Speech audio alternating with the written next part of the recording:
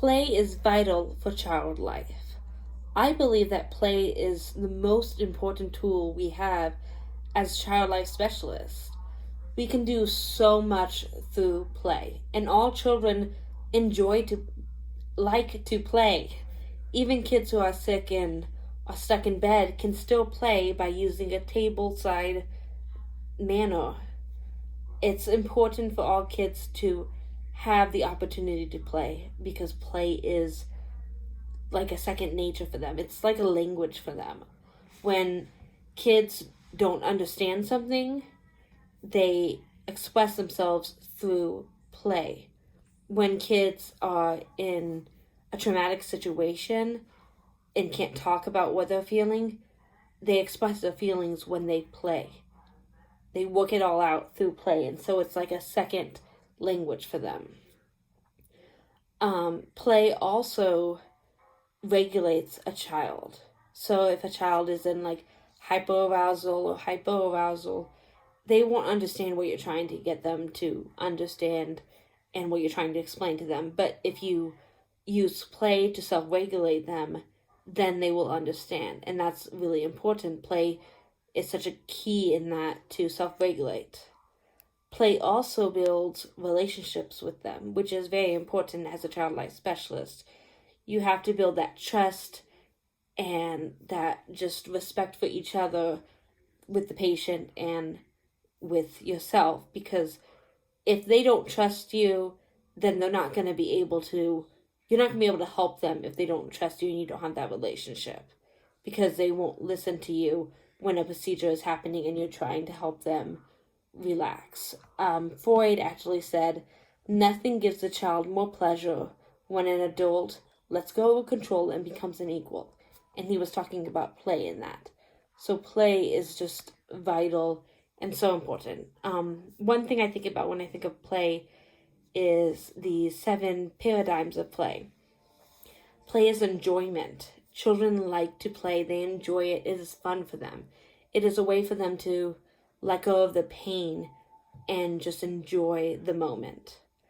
The second thing is play as development. Children develop through play. They learn things and it helps their development move forward. Play as learning. Children learn so much through play. They learn social interactions. They explore the world through play. Play is their learning playground. Play is also therapy. Therapeutic play is so important for children. Children need that therapeutic play to help them through the traumatic events, because children don't talk about traumatic events. You have to get it out of them in another way. So playing as therapeutic helps them play out the scenes and understand what is happening and kind of play through those emotions to let all those emotions come to the front. Play as flow, that's an interesting one. So when a child is playing and kind of loses track of time, they're in the flow. You can be either in the flow or bored or anxious. So the best way to be in the flow is if your skills match the difficulty of the play. So if you have high skills and low difficulty, you're going to be bored. But if you have low skills and high difficulty, you're going to be anxious. But if you have that match, then you're in the flow where children can just let go and not think about what else is happening. Play as comfort is another one. Children use play to comfort them and to help them get through the scary time. Play as hope is another one. Children use play as a way to show their hope. They play out scenes of when they're going home and the hope that everything will get through what they're going through. I'm fasting forward because we have like 30 seconds left. So child-directed play is very important. The child is in charge. They are the ones leading you, and that is so important so that the child has some control and can lead you through the play and help get those emotions out. I could keep going on and on about play, but I'm almost out of time of the 5 minutes. So I'm just going to end with play is super important, and you can do so much through play. With the next question on the resident, I would hope to build relationships with residents and nurses. I want to be able to know everyone on my team, and so that way I can kind of know them and we can work more better together as a team. So like if I knew this resident likes research, I would talk to them about all the research there is about how children who are prepared are better at coping and they have less anxiety, less stress if they're prepared, and it actually helps them in the end. It helps their outcome. If the resident likes putting patients first, like the patient comes before anything else, I would remind them that children get the exact same rights as adults, and adults you don't have to explain it as much as children because they understand what you're talking about. But with kids, you have to prepare them, because if you just tell them you're getting stitches, they're going to have no clue what that is and they're going to freak out. But if I can talk them through it and let them understand in the language they understand, then they won't freak out as much. They will understand and be able to get the stitches, and that's their right.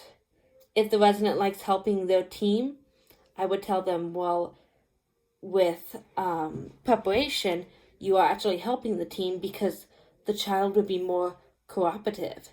If the child doesn't know what's going to happen, they're going to be wailing and flailing around, and then it's going to take you double the time because you have to get the child to stop and you have to get them to stay still for the stitches. But if the child understands what's going to happen through preparation, the child will be more cooperative and will know, okay, I have to stay still, and will be able to be more calm and let you, the team, do what they need to do. If the resident, I don't know them, like I'm new or they're new, I kind of would do a little bit of everything. I would tell them about the research, tell them about how preparation gives children less anxiety, it gives them less stress, and it helps the outcome because it actually helps at the end. At the end of the treatment, it helps the recovery time when you have preparation because the child is less anxious and so they have less recovery time. And I would also, I would start it with saying, I respectfully disagree, and then go into it because I want to be respectful, but I want to fight for the child and fight for their right. So I would talk about research, and then I would talk about also the child has a right, just like an adult, to understand what's going on. And that's what preparation does. It tells them what's going to happen. It makes sure they have any questions answered, and it makes them be more calm. Another thing I would tell them is, this is going to help your team. If you give me 10 minutes with the child, I can explain to the child what's going to happen, walk them through each step. And so that way, the child won't be flailing and wailing, because if you don't explain to the child and you just walk in there and say, we're going to put stitches in your arm or wherever, the child is going to freak out because they don't know what stitches are. And you want to make sure that the first experience is not a bad experience, because that's going to set them up for the future. If they have the first bad experience of doctors and nurses, then they're never going to like doctors. They're not going to want to come to the hospital, and that's not good. We don't want them to start off with hating the doctors. It would be better if I had the 10 minutes to try to help them so that they understand.